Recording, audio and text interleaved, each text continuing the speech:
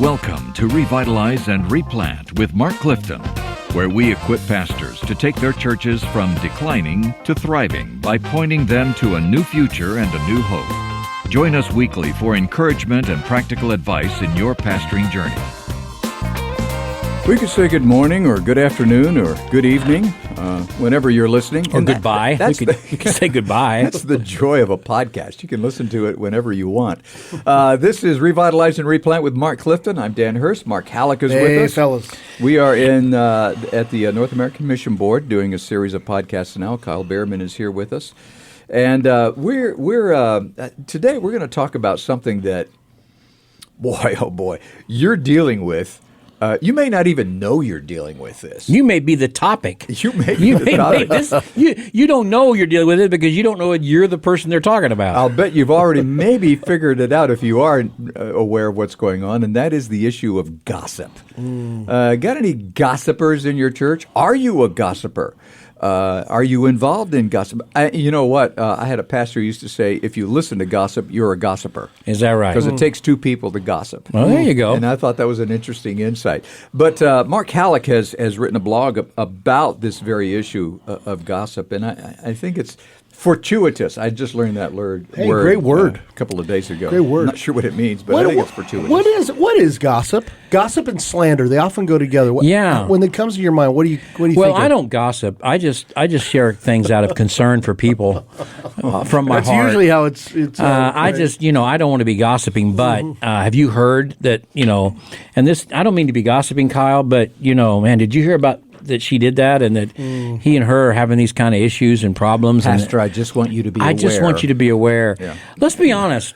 Yeah. We all love a story, and we love a story about somebody else's tragedy because it makes us feel like, well, that's worse than me, or I guess I'm not that bad, or it takes my mind off my sin for a while, and I'm thinking about somebody else's, and it is amazing. It's amazing how that you think about 2,000 years ago, in the first century of the church, the culture was so different than today. I mean, there's no social media, all that stuff. But they still had problems with the gossip in the church, even then, Yeah. And now it's multiplied 100 times because we can talk on a phone, we can text each other, gossip any time of the day or night. And Satan loves it. Satan loves it. I mean, can you imagine the gossip that goes on in a church? Oh my gosh. Texting back and forth and telling this story and that story and all those kinds of things. And it doesn't matter the size of your church. That's right. Gossip runs. And you, in this blog, you talk about it, sort of the respectable sin of gossip and slander. What does that mean? Yeah, what's that mean? Respectable, and it's almost like, and really this comes from Jerry Bridges. He wrote a great book years ago called Respectable Sins.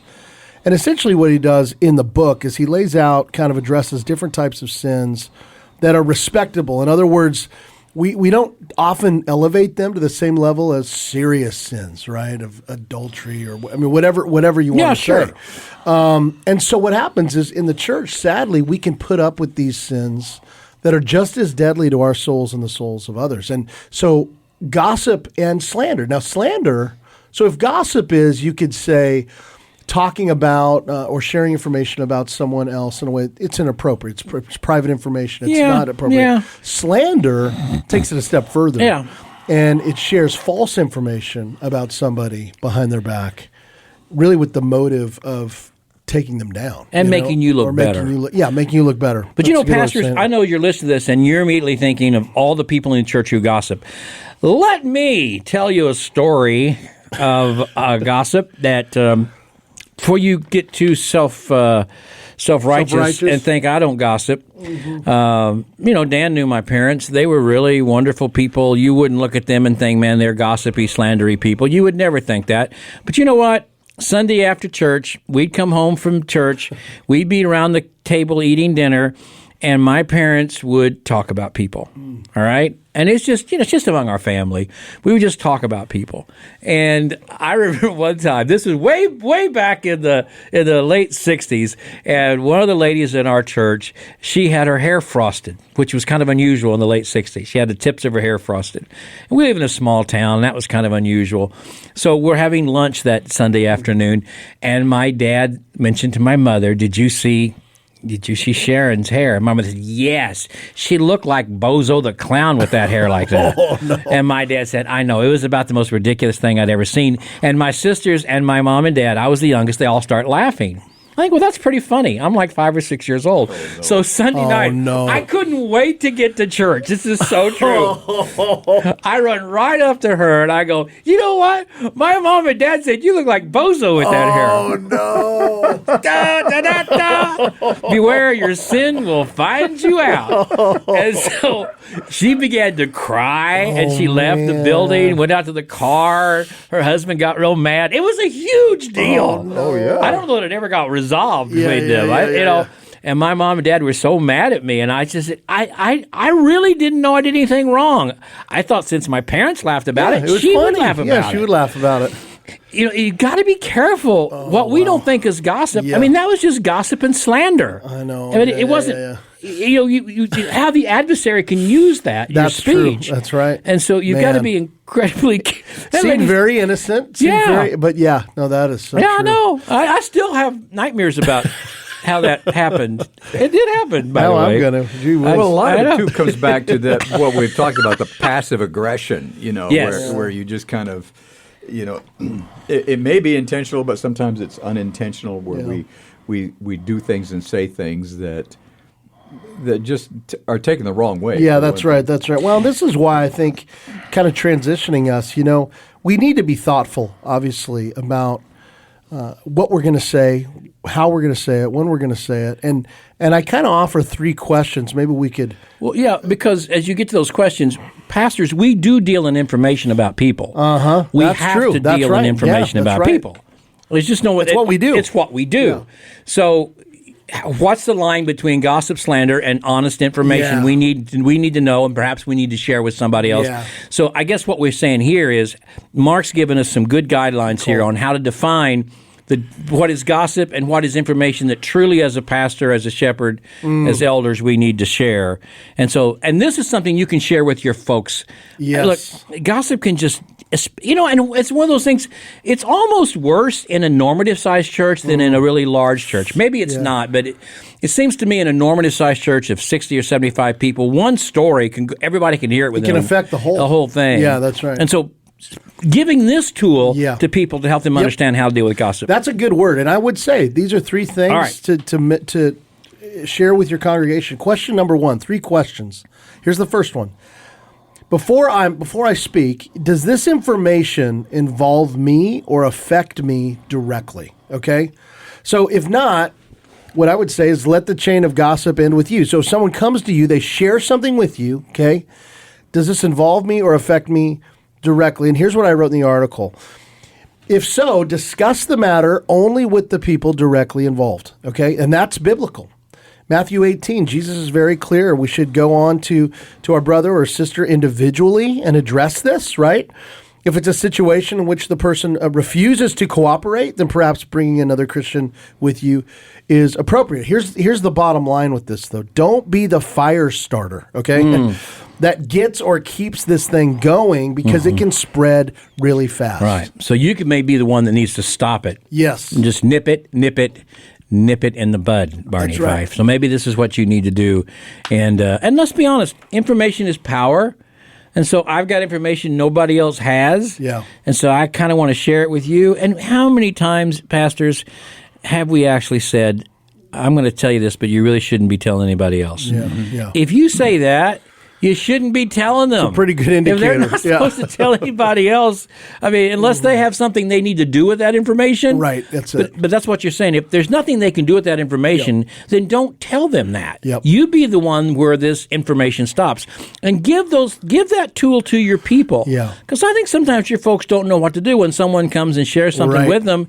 It's like, well, I don't know. I'll share it with Bill because I heard it from George. And no, you need to be the one, if it, as you say, if it doesn't affect you directly. And you can do that and share with you in a way that doesn't shame people. It's just naming what we're trying to do on this podcast. Say, hey, we can all fall into this. But here's the deal. We want to be a unified church, and we know that gossip and slander can bring great division. And so what do we do? Here's some things we need to do, some questions we need to ask. Well, it is spiritual warfare, and the adversary is really trying to rob God of his glory. And, man, it's such a tool to use gossip and slander within, especially a smaller church. Yeah, that's right. Does the information involve me or directly affect me? Number two, Mark, what you say is this. What is the motive of the person who's passed this information? Now, you can't always know the motive, but let's be honest. Sometimes you can know the motive. If you know the people in your church, you know the motive. I mean, if you've got someone who just never talks about anybody, has a wonderful, clean, sweet heart, and they come to you, you got to understand, I bet their motive is really concern for someone else. Yep. But if you've got these people who always have all the goods on everybody, and how many times? I mean, come on, Pastor, I just want to share this out of concern. Have you heard that? What's the motive of the person who passed this information on to me? Well, generally, gossip is not concern. It generally is not concern. Yeah. And generally, gossip comes from is about somebody that you don't really love. I mean, that's kind of the bottom line. If somebody's gossiping about somebody, you know right away this person doesn't really love that person. Yeah. Well, and that's where and it can be a little awkward at first, but you've got to get to the point where when people come like that to you, you need to lovingly share and say, hey, I really think you need to take this to them directly. Yeah, I know. That's all you got to say. Mm-hmm. In love, I hear you. I really think you need to take this to them directly. And just name, it's going to be a little weird. It's going to be awkward, and that's okay. But it's the right thing to do. I love what you say here in this article. You might say, well, you know what? Let's go talk to that person right now. Or can I set up a conversation with you and this person? If this is a problem, can we do that? And you'll be amazed how many times they'll say no. No, that's right. They don't really want the situation solved. They just want to pass on that information and do that kind of thing. Well, it's control. Yeah. It is. But you also say in your article, Mark, that this kind of response, not to just listen to it and go, okay, they're going to tell me all this stuff. Yes, okay, I'll be praying about it. Thank you very much. And then you walk on down the hallway. To stop with them and say, no, wait a minute. Have you talked to this person about that? I think maybe you and I need to. That takes courage. It takes courage. Yes, it does. And most of us avoid conflict at all costs. Yeah. And we think I'm just going to not face up with this right now. I'll just nod and say, yes, I know. Well, let's pray for this person. But it's just going to get worse. Yeah. And what you're doing is you're rewarding that habit. Because now they've shared information with the pastor that maybe nobody else had. That makes him feel like I'm important, and the pastor took me into confidence. So if the pastor will say to them, this really affects you and this other person, or have you talked to this other person about it? Pretty soon, they're going to quit coming to you with that information because it's not a comfortable thing for them to do. And you're modeling for your people how to rightly respond to that over time, right? Right. Which is how you kind of proactively, not just reactively, kill gossip in your church. Right. Okay, so the first two things. So does this information involve me or affect me directly? Question number 2, what is the motive of the person who passed this information on to me? And then here's question number 3. What's going on in my heart? Isn't it awful when we kind of like to hear it, the gossip, even as a pastor? Okay, now you ready? We're going to really swerve into That's true. We're going to swerve into some real truth here right now. All of us pastors who sanctimoniously talk about all the gossipers in our church, and let's be honest, a lot of times we think about, it's the women that are gossiping and all this kind of stuff and yada, yada, yada. Hey, guys, can I just say I read your X and Facebook and Instagram, and you guys love to gossip about other pastors and love to gossip about other churches and what they're doing. I mean, the way we model gossip as pastors, I mean, we take a rumor of some pastor who something might have happened to him, and we just love to keep sharing that out of concern, or a church that maybe did something strange, and we get online. And my goodness, we don't just gossip privately, we gossip online where the whole secular world can see it. Guys, I mean, it goes crazy. And as soon as you find some pastor who might have had some moral failure or something like that, I mean, why do we need to keep sharing that over and over and over with each other? And sometimes it builds up, and we begin to wonder, well, what's this and what that. We love. Look, we're as susceptible to gossip as anybody in our church. And yet we think we're above it sometimes, and we're not really. You are gossiping when you talk about that. Use these same criteria when you're talking about a pastor maybe that had some issues or perhaps had some moral failure, or maybe he didn't, but it's been said that he did, Or I love it when some of us sanctimoniously see a church do something on a Christmas service or a 4th of July service, and we just don't think that's right. Yeah. You know, I don't know why they do that, and we just tear that apart. You're not an elder in that church. God's not holding you responsible for that church. True. That's Why don't you right. take care of the flock you've got and let that person? We love to pick apart how they're doing it, how they're.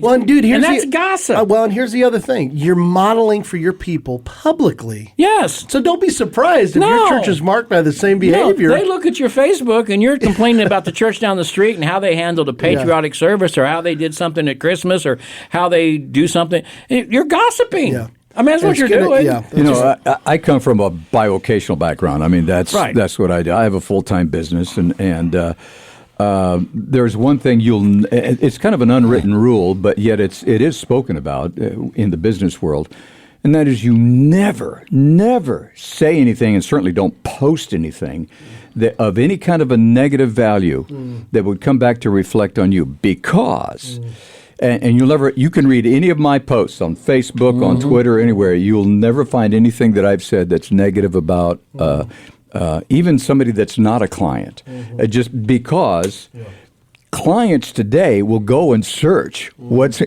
you've said, what your position is on those things. And I see this all the time in the business world where people are saying things, I just can't believe so and so is saying this politician did this and this and this, and this company is doing this and this and this, and it comes back to haunt them, sometimes years later, but it does come back to just ruin their careers. Well, the same thing is true for pastors. If you do this, it can come, and especially in today's social media, it can come back and just eat you alive. Yeah, once it's there, it's always there. Yeah. That's right. And so I don't think we realize we are modeling for our folks gossip sometimes. And look, we saw it a respectable sin because, it's just a little story. It's just a little thing. But my goodness, it doesn't take okay, so here at the North American Mission Board, they will, our IT people will send us emails that tempt us to open them. They're to see if we are susceptible to phishing schemes, right? And so what happens? They'll send you an email like and I've been really good. I've only had a couple, but that's because I don't ever open any email, so that's why. But I did get an email the other day, and it was something about and it was from somebody who supposedly I knew their name. They worked here, and it said, hey, you need to open this article and read this about that. And I didn't scan it up the top. I didn't make sure. I just immediately hit the button. Yeah. And when I hit the button, this thing comes up and goes, uh-oh, you bit into a phishing thing. Oh, no.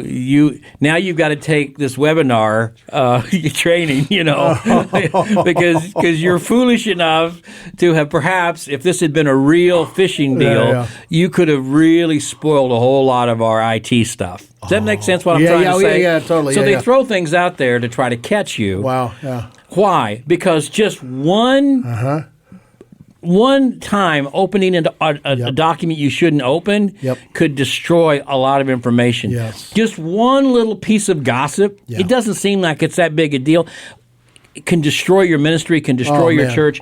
And so you, as much as like here at NAM, they protect their IT with making sure we don't want any kind of virus on these computers at all. Yep.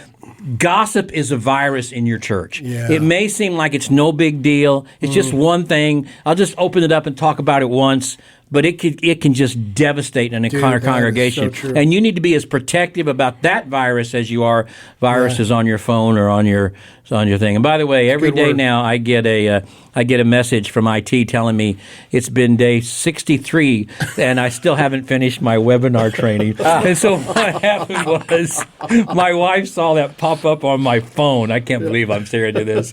She said, "You need to do that." I go, I know. And finally, Jill is she's highly organized, right? It just drove her nuts that I hadn't done that yet. So finally, on day 65, she said, "Come in here." And I went in where our computer was in our house, and she said, "Now," she opened it up. She said, "We're going to do this right now." Right now. So, Busted. busted. When you get busted by your wife, you really are. All right, good enough. Okay. All right. Anything else we want to talk about this? No, that's great. That's great. I would just close with this on. I did hear a story about a pastor I want to share with you, though, out of love and concern. Yeah. No, go ahead. I'm sorry. No. Well, I just think again, I would just close with, this is why we just need to be humble before the Lord, and And I would just say, if you're somebody, again, we can all fall into this, but if you're listening to this and you're like, honestly, man, this is really convicting me because I know I really struggle with this. And I would just say, you know what? Take it to the Lord. Jesus, he's taken all of our sins upon himself. And ask the Lord, say, God, would you change my heart? Would you change my posture in the way, out of the overflow of the heart, the mouth speaks, right? And so, Lord, would you do a renewing work in my heart so that I can honor you with my words and not fall into gossip and slander? Awesome. Well said. Thank you so much, Mark Hallock.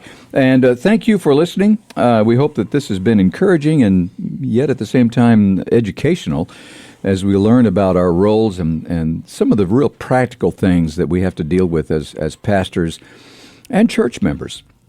Thank you to North American Mission Board for sponsoring us and making it possible to do this program, and we hope to see you next time. Thanks for joining us today on Revitalize and Replant. This podcast is brought to you by the North American Mission Board, where we help dying or struggling churches regain health for the glory of God and the good of their communities. If you found this conversation helpful, don't forget to subscribe to the podcast on your favorite platform. To learn more about becoming a replanting pastor or to explore resources about revitalization for your own church, visit churchreplanters.com.